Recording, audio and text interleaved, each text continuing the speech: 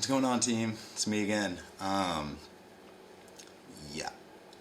I'm gonna try and just demystify modes for y'all.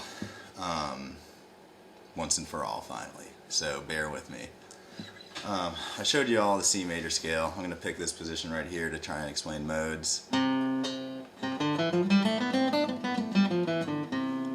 There are 7 notes in the major scale. Therefore, there are 7 different modes of the major scale, even though each mode is made up of the same 7 notes. What the difference is, or I should say, the difference is when you start on a different note other than C, like if you start on D, the relationship between like the first note and the third note is different than when you start on C. Like the relationship, if C is the first note and E is the third note when you start on C, like 1, 2, 3, 1, 3, that's a major third. And so the first mode is the Ionian mode. It's a major mode because it has a major third. Now, if you start on D, D, E, F, 1, 2, 3, D to F is a minor third. So the second scale, the Dorian mode, is a minor mode. So the way to kind of get away from starting and stopping on C all the time is to practice scales kind of like this. Like ascending one mode, descending the next, and alternating, so on and so forth.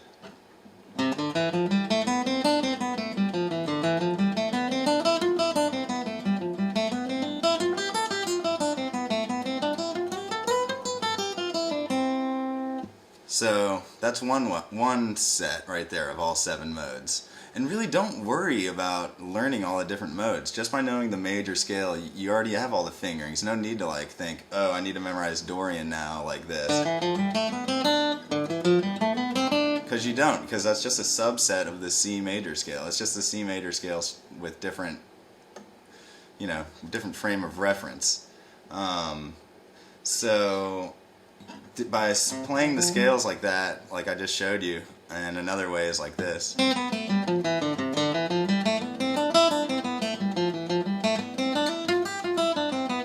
so on, you're covering all the modes, and you're covering each mode, both ascending and descending.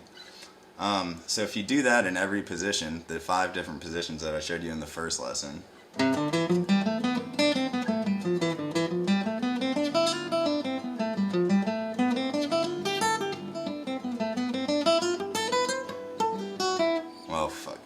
excuse me. It's 2 o'clock in the morning. I'm going to mess up a little bit. So do that, the ascending and descending in all 5 positions. And don't always start with C major, either ascending or descending. You can start with D Dorian ascending or descending and do it in different ways,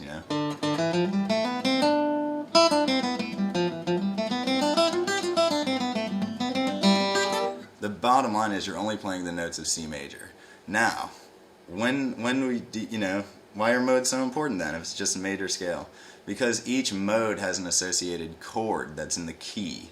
Like, to build a chord in a key, diatonically, within the key, you pick a note, we'll start with C, and just play every other note of the scale up to, we'll just stick with 3 right now.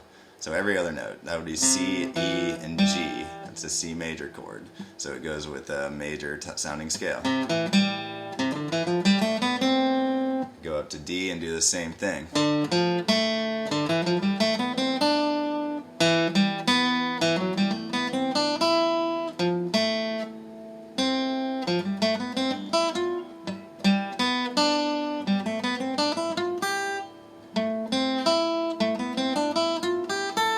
And so on and so forth. And do that in every position, and do that, ascending versus descending. Or you can just take the triads from each mode and play them, practice them. C major triad, D minor triad, E minor.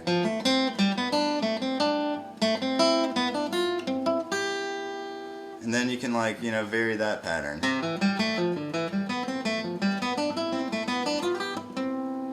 And do that everywhere. And do it in reverse also. Change the accents also. And And just like I said when you're practicing scales, get creative, you know, try and see what kind of patterns you can extract. Whatever. Whatever.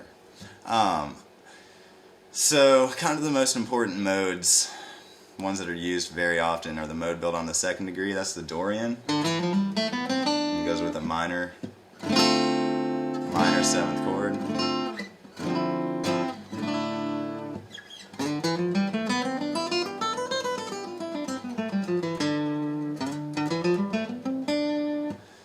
So the best way to get to hear Dorian is to just kind of like, record yourself doing a vamp of D minor or whatever.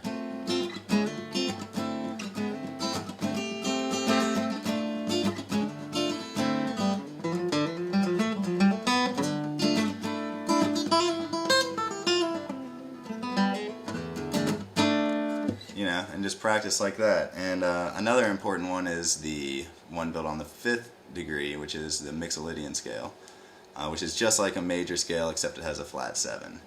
So in the key of C, that would be G Mixolydian. And notice it has an F instead of like the usual F sharp you would find in G major. So G major is like, but G Mixolydian is like,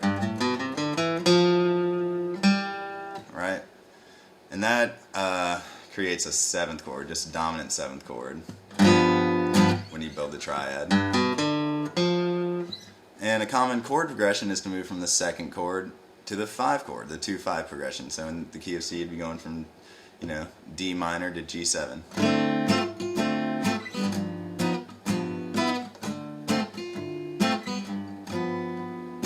D Dorian.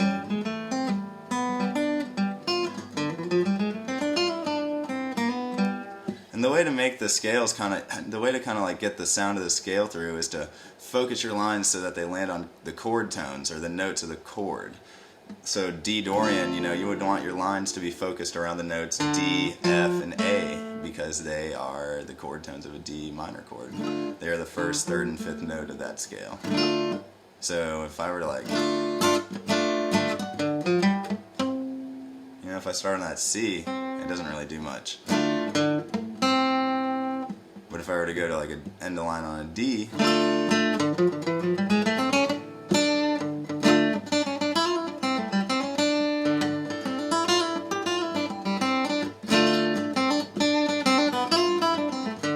or the F,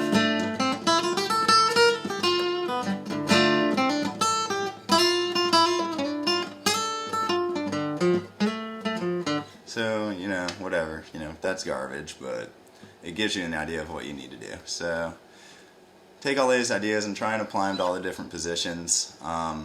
Don't worry much about modes except that they're just the major scale in a different frame of reference, and they all have an associated chord, and when that chord pops up in music is when you might want to apply that scale, the associated mode, if you will. So if you come across an E minor in a certain piece of music, one option, might be an E Dorian scale, depending on what the other chords in the progression are. Like if the song is written in the key of E major, like if the chords are, D major, and the chords are like E minor for 4 bars and A7 for 4 bars, then you know that E minor is the 2 of D major, and you know that A7 is the 5 of D major. So you could use E Dorian and A Mixolydian over that progression, and it would sound right because you're able to, you can deduce what key you're in by the context of the chord progressions. Yeah, that didn't come out quite as clearly as I had hoped it would. I'll try and clarify that in writing a little bit for y'all.